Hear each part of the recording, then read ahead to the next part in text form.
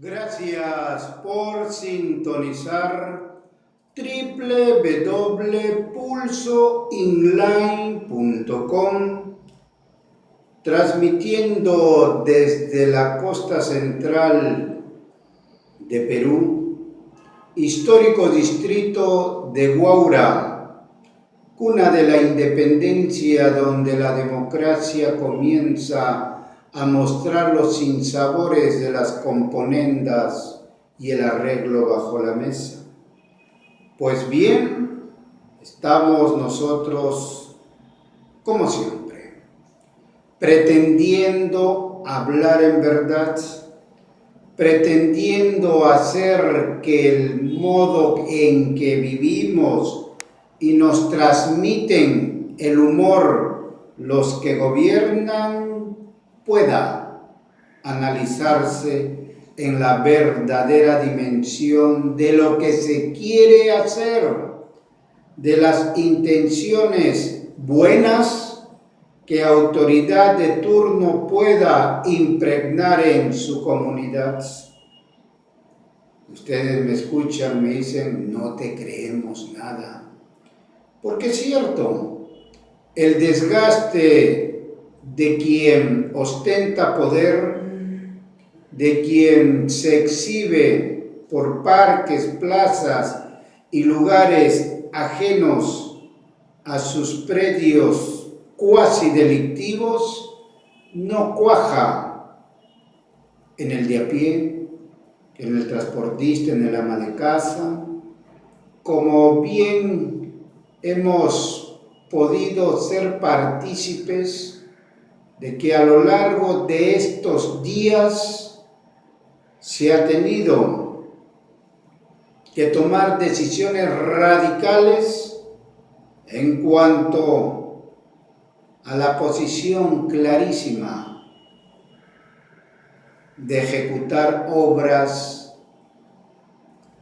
encargando a protegidos, y no sabemos qué es lo que va a pasar mañana más tarde.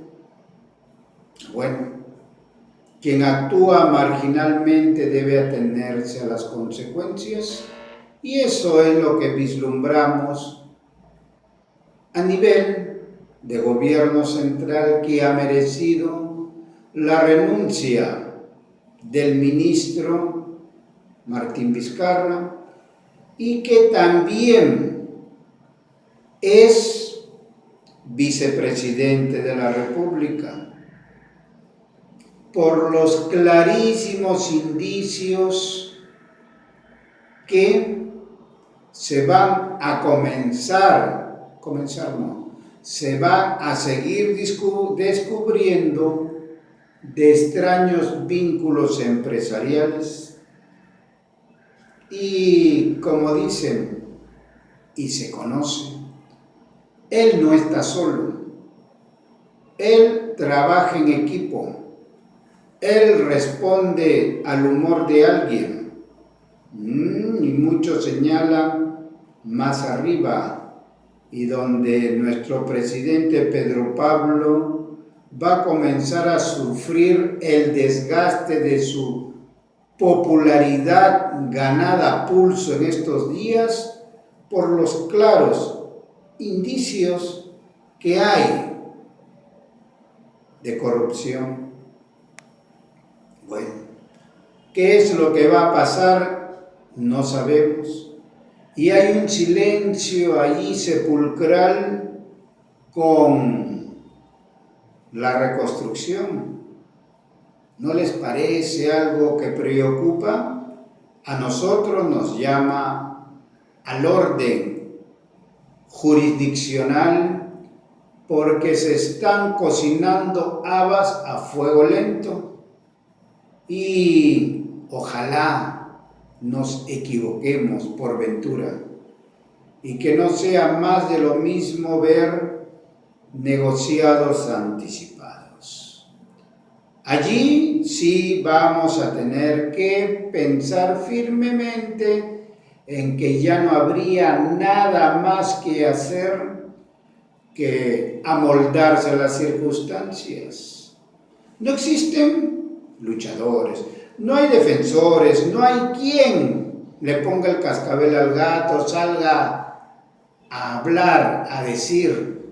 Preocupante. En estos días en Perú se ha deslizado la posición, y como ya se sabe, que el habeas corpus pedido por la hija de don Alberto Kenya por obligación, porque lo comentamos, esa solicitud de indulto se iba a caer de madura porque todos en la jurisprudencia conocen de que el basamiento legal era muy débil. Bueno, como siempre, todo político que piensa tiene su plan B. No me liga con esto, me va a ligar con el otro. Y para eso ustedes saben quién es Jenny Vilcatoma de la Cruz. Ya saben, ya.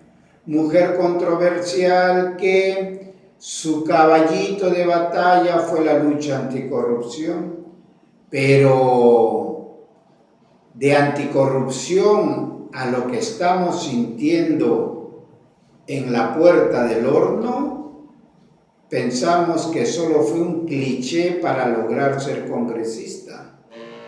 Porque doña Jenny Vilcatoma ha presentado una iniciativa legislativa que se está comentando con preocupación para modificar el artículo 491 del Código Procesal Penal referido, ni más ni menos, a la libertad anticipada. Escuchen, libertad anticipada. ¿Qué te está pidiendo con el espíritu de esta iniciativa legislativa?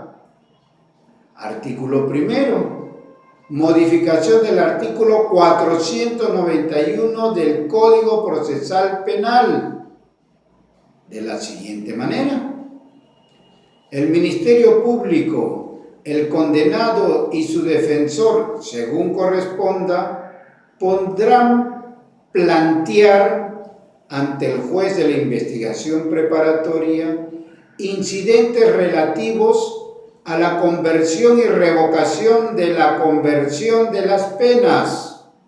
¿Qué tal intríngulis, no?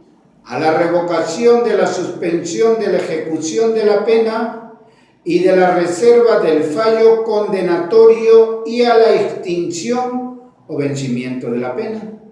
Segundo, los incidentes relativos a la revocación de la suspensión de la ejecución de la pena y de la reserva del fallo condenatorio y a la extinción o vencimiento de la pena deberán ser resueltos dentro del término de 5 días de recibida la solicitud o requerimiento previa audiencia a las demás partes.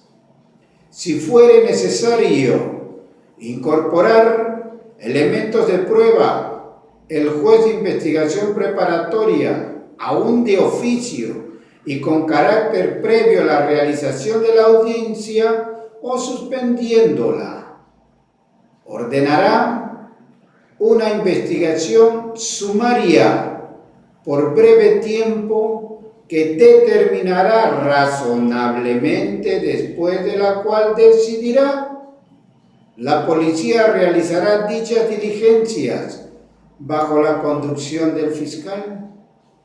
Tercero, los incidentes relativos a la libertad anticipada por cumplimiento de los fines de la pena fuera de los beneficios penitenciarios de semilibertad y liberación condicional y de la medida de seguridad privativa de la libertad y aquellos en los cuales, por su importancia, el juez de la investigación preparatoria lo estime necesario, serán requisitos en audiencia oral citando a los órganos de prueba que deben informar durante el debate. Cuarto, corresponde al juez penal unipersonal el conocimiento de los incidentes derivados de la ejecución de la sanción penal establecida en el Código de Ejecución, así como del procedimiento especial de... A ver, pasemos la página.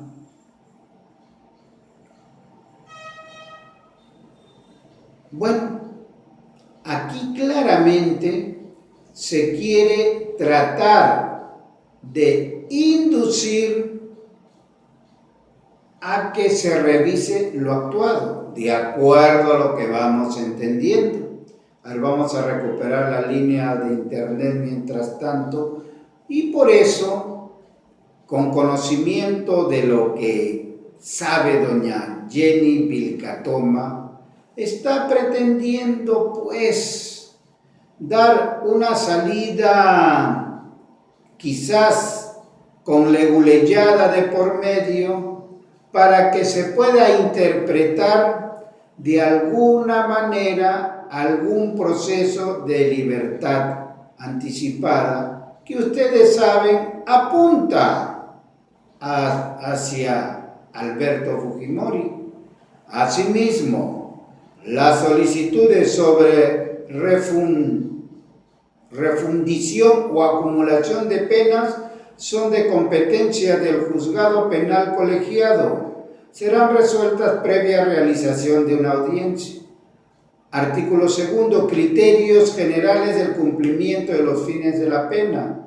Que el condenado sea menor de 26 o mayor de 70 años al momento de cometidos los hechos por los que fueron condenados. Segundo, que el condenado a pena privativa de libertad haya cumplido con purgar al menos 1/3 efectivo de la pena a la que fuera sentenciado de modo firme y consentido.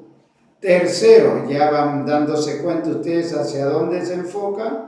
Tercero, que el condenado pertenezca a sectores poblacionales vulnerables. Para estos efectos se considera población vulnerable alternativamente al sujeto condenado a pena privativa de libertad que al momento de promover el incidente conforme a la presente ley cuenten por lo menos con 75 años de edad.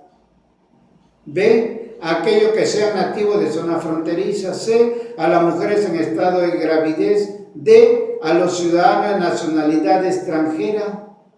Argumentos que van colocando para disipar la verdadera intención en los delitos de omisión de asistencia familiar, contra el patrimonio, leyes vigentes y competencia jurisdiccional, reglas de admisibilidad y prescriptibilidad. Vayámonos mejor a la exposición de motivo, porque acá hay una parte que nos interesa.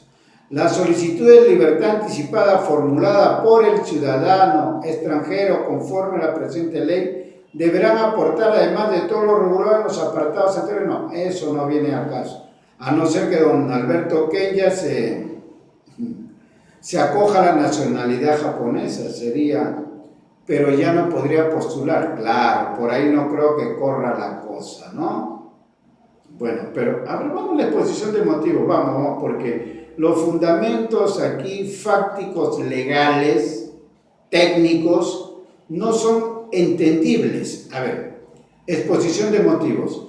En el Perú, la situación penitenciaria peruana se caracteriza fundamentalmente por 3 factores que vienen a constituir sus problemas principales, a saber, una excesiva sobrepoblación, una deficiente infraestructura y un exiguo recurso económico que incide en la acción del tratamiento que tiene por objeto la resocialización del interno. La población penal crece diariamente, no, por ahí no corre esta cosa, ¿no? De la sobrepoblación para el caso de Alberto Kenya.